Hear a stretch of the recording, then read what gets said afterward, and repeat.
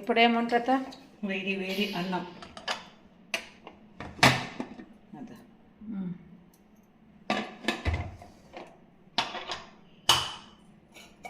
పొద్దుందే పప్పు కూర ఇప్పటికి అవుతుంది. ఇగో నల్లికాయ, ఊరగాయ, గడ్డ పెరుగు, ఇంకోటి విజిల్లన్నీ ఆడేసి ఈడేసి ఎతికే బదులు నేను గిన్నెలో వేసుకుంటాను. ఇట్లా కరెక్ట్. కుక్కర్ ఉండేటి కుక్కర్ ఉంటాయి, ఉంటాయి చూడే, దీనికి వేసుకుంటూ ఇట్లా కుక్కర్ పెట్టి కుక్కర్ పెడతాను. ఆ కుక్కర్ కొట్టు లోపల అట్లా కుక్కర్ పెడతాను.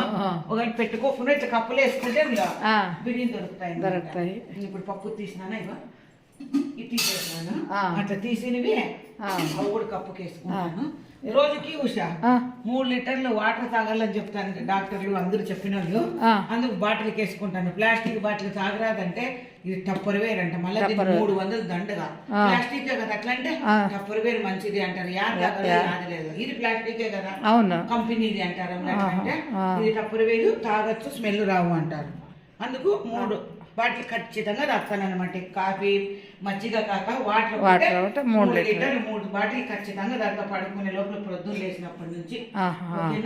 వేడి వేడి అన్నం, నెయ్యి అంతే. ఇంకా